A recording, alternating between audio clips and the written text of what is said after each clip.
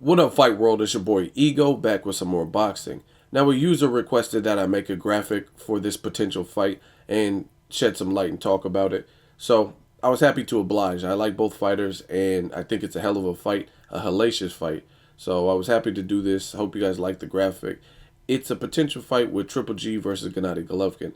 Now, from what I heard, Gennady Golovkin versus Daniel Gill was offered to HBO, and HBO rejected it because they didn't want that fight at the moment, so they passed on it.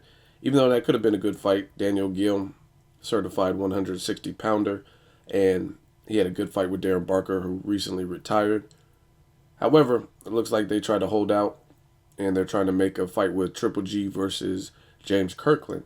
Now, this is a great fight. Don't get me wrong. I really like the fight. I think it's a bloodbath. It could be a very brutal fight.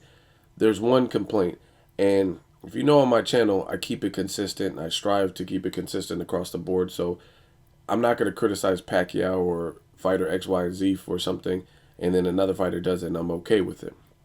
So it wouldn't be right if I didn't address this. And I think the only drawback to this fight happening right now would be Triple G has faced a lot of opponents who weren't a true 160 pounders or top ranked 160 pounders. Granted, I understand he's a high risk, low reward type of fighter, and people like Sergio Martinez aren't necessarily jumping out of the water to face him because he looks pretty solid and he has that destructive power. However, if you can pull guys up from 54 and get them to fight you, then there has to be some top level 160 pounders that are willing to fight you and on a televised HBO showcase. So I don't really buy like everybody in the world is ducking him to the point where he can't fight a legitimate 160 pounder. The money I'm sure has to be right and the business side of it has to be right, but there's someone who's willing to do it. And Triple G, like I said, Gabe Rosado was coming up in weight. Rosado, by his own admission, refused the catch weight in the Gennady Golovkin fight. It was initially slated for a catch weight. He said, fuck that. Fought him at 160. And I'm like, okay, Rosado's a tough kid. And then Gennady Golovkin obviously won that fight. He fought Ishida, who's a career 154 pounder, whose claim to fame was knocking out James Kirkland, and really has no punching power. Moved up in weight, fought a dumb fight on top of that. He was trying to go toe to toe and bang with Triple G with no punching power. And you've seen what happened. He got folded like a lawn chair. And I just need to see Triple G face some upper echelon 160 pounders. So if he fights James Kirkland, then it's really back to the drawing board, another 154 pounder who's coming up. He does have credible wins against Matthew Macklin, solid opponent. I don't consider him a world beater, but he's all around solid. The jackknife is solid. Curtis Stevens, not necessarily tall for his weight class, but he does fight at a 160 and he packs a punch. So those are credible wins to me. I'm okay with that. But I think he needs to keep fighting more 160 pounders. But on the flip side of that, I would love to see this fight because if you're going to bring anyone up from 54, James Kirkland is that dude. He's a bulldozer. He's reckless, entertaining, and just an exciting fighter. And he comes to bring it. He's passionate. He throws punches with conviction. He comes with bad intentions, and he really just blacks out in there. So I like James Kirkland a lot. I like Gennady Golovkin a lot, and I think it could be a hell of a fight, a battle of attrition, and we'll see what both fighters are made of. I still think Triple G needs to face more 160 pounders, but if they're going to let business prevail like normal and this fight is to happen, then shit, it's a hell of a fight. I would even pay pay-per-view dollars to see this fight. So I'm all on board. I have to address the good with the bad, and that's the only bad I see is the fact that Kirkland is a 154-pound fighter career-wise, and he'd be going up. So yet another opponent having to come up in weight. I really like the fight, though, in terms of the fight. It'll show what both fighters are made of. Triple G has the heavy amateur background. Nobody's really been able to pressure him, but then again, he hasn't fought James Kirkland. Not saying Kirkland will beat him because I have Gennady Golovkin. I would favor him in this fight, but very, very stern test for Triple G to see his will. You know what I mean? Like, because Gennady Golovkin has showed that he has this menacing power. but James Kirkland has this uncanny ability to be relentless, to be a true Mandingo warrior, and keep coming forward, keep a licking, and keep on ticking. He's been hurt before. Angulo fight, the Sheeta fight. Some people thought the Sheeta stoppage in round one with Kirkland was premature. Either way, he got knocked down. But I would favor Triple G based solely on consistency.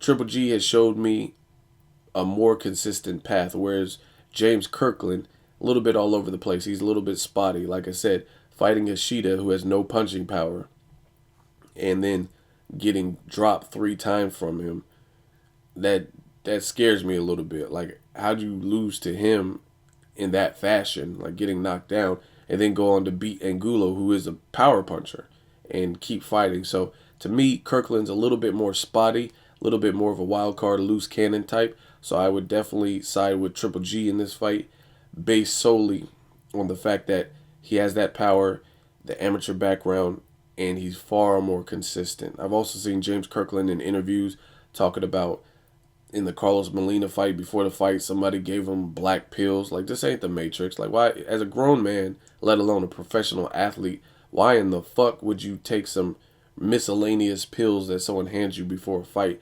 Little stuff like that. It's a little bit alarming, I guess you could say, for James Kirkland.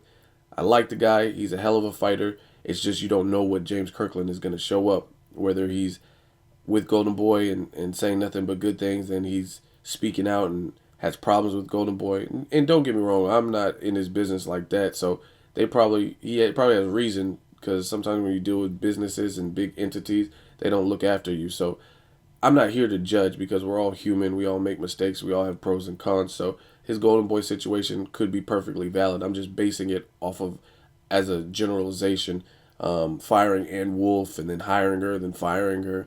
He's just more of the wild card.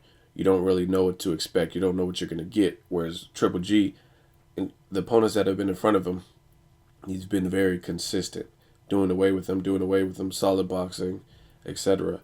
But this will be a true battle of attrition. We'll see what Triple G's really made of. And Kirkland does have a chance in this fight. He has a chance to make it uncomfortable. He has to weather the early storm, make it an uncomfortable dog fight, and really pull Triple G out of his element and really just be a body snatcher like he was to Glenn Tapia. One thing he did in the Glenn Tapia fight that I really, really like, first of all, he's coming off a long layoff. He was out of the sport because he didn't have a promotional company before he inked his deal with 50 Cent SMS Promotion. He was gone for 12 to at least 15 months. So a lot of fighters show levels of ring rust. Watch Lamont Peterson versus Kendall Holt. Early on in that fight, Lamont, like the first couple rounds, Lamont Peterson looked a little ring rusty, and then he went on to TKO Holt. But Kirkland, he in that fight, given that situation, because Glenn Tapia came out swinging. He was young, he's strong. If you look at him, he's real built. He had made a lot of statements in the press before the fight, so he really wanted to win, I feel. And if he was ring rusty, that would have been a bad look, because, like I said, Glenn Tapia was all over him from the opening bell with a lot of he just swarmed him.